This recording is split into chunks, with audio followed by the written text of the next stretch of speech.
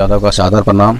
आज के इस वीडियो में हम जानु शीर्षासन का अभ्यास सीखेंगे। जनु मीन्स नी, शीर्षा मीन्स हेड। यह आसन बैठकर किया जाने वाला एक इंटरमीडिएट लेवल आसन है दोस्तों।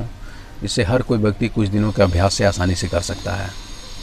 स्वास्थ्य की दृष्टि से यह महिला और पुरुष दोनों के लिए यह बहुत ही जरूरी आसन है, क्योंकि इस आसन का सीधा हमारे इंटरनल बॉडी जो एब्डोमिनल पोर्शन में जितने ऑर्गन हैं उन पर सीधा सकारात्मक प्रभाव डालता है।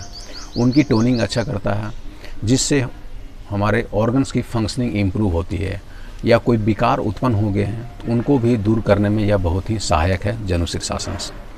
तो सबसे पहले मैं इसके मेथड के बारे में आपसे बात करता हूँ कि इस आसन को कैसे किया जाता है। तो सबसे पहले आपको करना क्या है कि दंडासन की स्थिति में आना है। इस स्थिति को कहते हैं दंडासन। दंडासन में आने के बाद अपने अपर बॉडी की अलाइनमेंट अच्छी कर लें।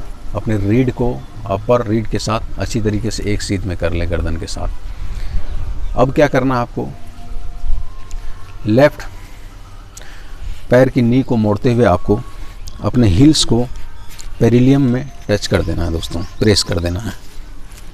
दूसरी साइड से मैं आपको दिखाऊंगा, तब आपको पोजीशन देखने में आएगा। पहले आपको लेफ्ट पैर को ही मोड़ना है इस आसन में, फिर आपको राइट पैर की नीज को मोड़ करके दूसरी तरफ से करना है। ये अब इनहेल करते हुए अपने पैर की चौंगों को इस प्रकार से पकड़ लें दोनों तरफ से। अब श्वास को छोड़ते हुए एक्सेल करते हुए आगे बेंड करें। और बेंड कैसे करना है, अपने हिप मसल से आपको लेकर के पूरी बॉडी को आगे की ओर पुश करना है। इस प्रकार से देखिए, सर्वप्रथम अपने, और जो आपका चेस्ट है वो थाई से टच हो जाएगा।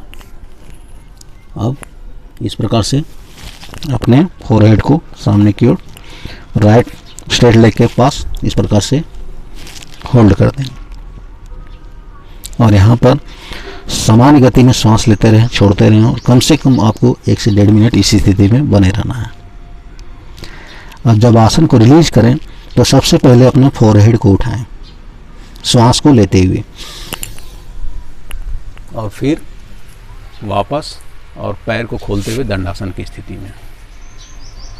यह हुआ जनु शीर्षासन का एक तरफ से अभ्यास। अब दूसरी तरफ से भी आपको इसी भांति करना है। दंडासन की स्थिति में है, अपने राइट पैर को नीचे से मोड़ते हुए इस प्रकार से देखिए, मेरी जो हील्स है वो पेरिलियम अथा गुद्दा दुद्वार है, वहाँ पर आपको टच कर देना है। और जो आपके टोज हैं लेग्स के, वो आपको इनर थाई को भी टच करनी चाहिए, उसमें टिका देनी है। और जो आपका नीज है दोस्तों, जिस नीज को आप बेंड कर रहे हैं, वो आपके स्ट्रेट लेग से 90 डिग्री अधिक होना चाहिए। इन दोनों के बीच में एंगल देखिए पीछे, अर्थात वेस्ट से आपका पीछे होना चाहिए, या बेंडेड नहीं। Inhale, hold, exhale, push your whole body forwarded, then इस प्रकार से आपको इस स्थिति में आना है।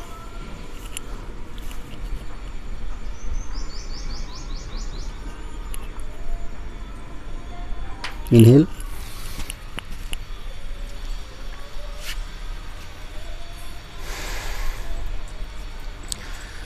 यह हुआ शीर्षासन का पूरा अभ्यास।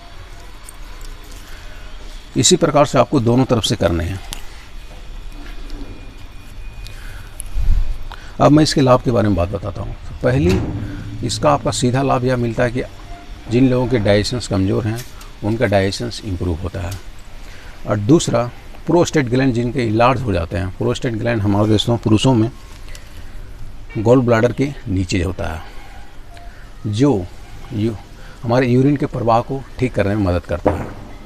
और स्पर्म जिस फ्लूइड की सहायता से फ्लो करता है, उस फ्लूइड को बनाने में मदद करता है, तो उनकी इरेगुलरिटीज़ को भी यह ठीक करने में मदद करता है। और दूसरी तरफ महिलाओं को पीरियड के दौरान होने वाले इरेगुलरिटीज़ को भी क्योर करने में मदद करता है। या जिनको मेनोपॉज की समस्या है, जिनका पीरियड आता ही नहीं है, उनको भी चालू करने में, पीरियड को लाने में भी यह बहुत ही उपयोगी आसन है जनु शीर्षासन। ये थे इसके मुख्य लाभ। और जहाँ तक इसकी फिजिकली वे में बेनिफिट देखे जाएँ तो हमारे थाई मसल्स, हमारे नी और काफ मसल्स और हमारे बॉडी की बैक मसल्स जो हमारे रीढ़ के इर्द गिर्द मांसपेशियाँ हैं उनको भी अच्छी तरीके से स्ट्रेच करता है और उनकी मजबूती को बढ़ाता है। दोस्तों, हमारी स्पाइन की भी कंडीशनिंग अच्छी होती है, जिससे उनकी पोजीशंस को बनाए रखने में, सीधे रखने में यह आसन मदद करता है, जिसका सीधा प्रभाव हमारे, जितना अच्छा हमारा स्पाइन का पोजीशन होगा दोस्तों, उतना अच्छा हमारा माइंड का कैपेबिलिटी बढ़ता है। अर्थात जिनको टेंशन, एंग्जाइटी इत्यादि की समस्या है वो सारा उत्पन्न होती है हमारे स्पाइन के डिफॉर्म होने की वजह से। तो या मानसिक तौर पर भी, मानसिक क्षमता को विकसित करने में भी ये आसन बहुत ही उपयोगी है। तो ये थे इसके लाभ। इसका अभ्यास कीजिए और कुछ दिनों के अभ्यास में ही आप इस आसन को आसानी से कर सकते हैं। धीरे धीरे कीजिए। पूरा अगर आप बेंड नहीं कर पा रहे हैं तो आपको क्या करना है, इस स्थिति में आने के बाद आप इस प्रकार पकड़ के होल्ड करें और धीरे धीरे आप अपने बॉडी को नीचे लाने की कोशिश करें। जिस पोजीशंस में आपको दर्द, पेन महसूस हो रहा वहाँ पर होल्ड करें और कुछ दिनों के बाद और थोड़ा बॉडी को बेंड करें। इस प्रकार करते करते आसन को पूरी कंप्लीट फाइनल पोजीशन तक लेकर जा सकते हैं। तो ये था पूरा इसका करने का तरीका, इसके बेनिफिट्स। और इस आसन को कीजिए और अपने शरीर को स्वस्थ लेवल को बढ़ाते जाइए, यही मेरा आशा है। और मैं यही ईश्वर से प्रार्थना करूँगा आप और आपके परिवार पूरी तरीके से स्वस्थ रहें। जय हिंद, जय भारत।